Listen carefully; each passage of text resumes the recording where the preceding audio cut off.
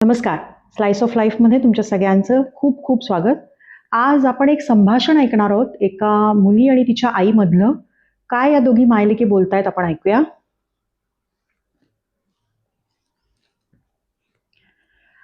आज सकाळी चहा घेताना आईने विचारलं, अगं त्या दिवशी ती महेश्वरी बघितली होती बघ आपण, मला आवडलेली, मी घेऊ ना? मी म्हटलं घे की.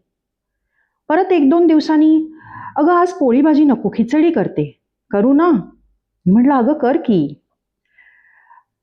मगाशी फोनवर बोलून झाल्यावर म्हणाली, दत्त जयंतीला मामाकडे कार्यक्रम आहे, जाऊ ना?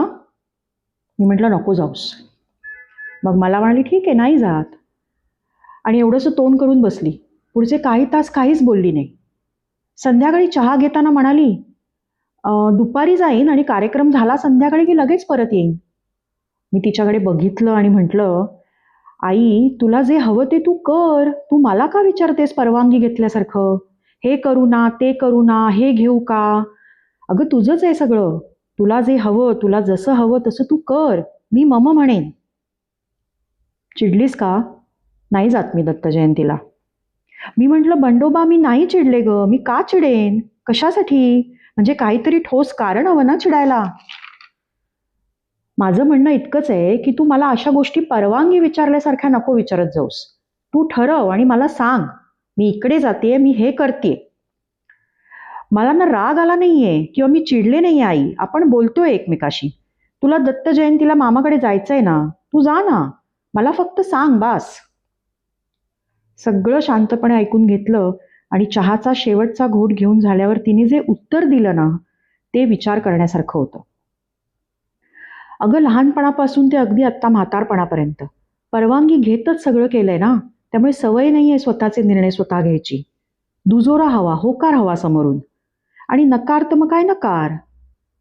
लहानपणापासून तेच शिकलो ना आम्ही. मोठ्यांना विचारल्याशिवाय कुठलीच गोष्ट करायची नाही. लग्न झाल्यावर पण तेच ना. सासूबाईंना विचारा, ह्यांना विचारा, मामंजींना विचारा. अगं साधी भाजी करायची झाली तरी भाजी करू ना, असं विचारूनच करायला लागायची. थोडक्यात काय, तर सारखं विचारा आणि करा. इतकी वर्ष करतेय त्यामुळे सवय झाली आता त्याची. मग मी म्हटलं अगं आई, पण मी मोठी कुठे आहे मला विचारतेस ते? मी तुला विचारायला हवं ना, तू मोठी नाही का घरात? अगं तसं नाही, पण तुम्ही जग पाहिलंयत, तुम्हाला माणसं कळतात, चूक बरोबर कळतं, तुम्ही इतकं बाहेर फिरता. माणसं अशी नाही कळत ग आई. आणि चूक आणि बरोबर काय, अनुभवातूनच शिकले ना मी. बरं तुला कळलं ना मला काय म्हणायचंय ते. एवढं स्वातंत्र्य नव्हतं ग आम्हाला तुमच्यासारखं स्वतःचे निर्णय स्वतः घ्यायचं. अगं पण आता आहे ना स्वातंत्र्य तुझ्याकडे. मग मला विचारत नको जाऊस, मला सांगत जा. बरं मग जाऊ ना मामाकडे? आई, अगं मी काय बोलले आत्ता? ठीक आहे, मी जाते मामाकडे, तू तुझ्या जेवणाचं बघ. असं म्हणत बंडोबा कब्बशी ठेवायला गेला. तिच्या त्या पाठमोऱ्या आकृतीकडे बघत डोळ्यात पाणी तरळलं आणि नंतर तोंडावर हसू. खूप रिलेट केलं या लेखाशी, कारण माझ्या आजूबाजूलाच या स्त्रिया आहेत. मग ती माझी आई असेल किंवा काकू, मामी, आत्या, मावशी कोणी असतील, त्या सगळ्या थोड्याशा याच पठडीतल्या आहेत.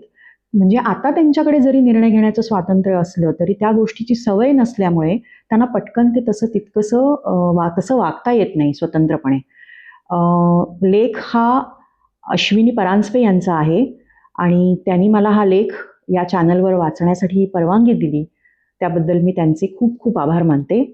आणि तुम्हाला विनंती करते की जर तुम्हाला हे संभाषण आवडलं असेल तर नक्की लाईक करा, तुमचे अभिप्राय कमेंटमध्ये लिहा आणि चॅनलला सबस्क्राईब करा. धन्यवाद.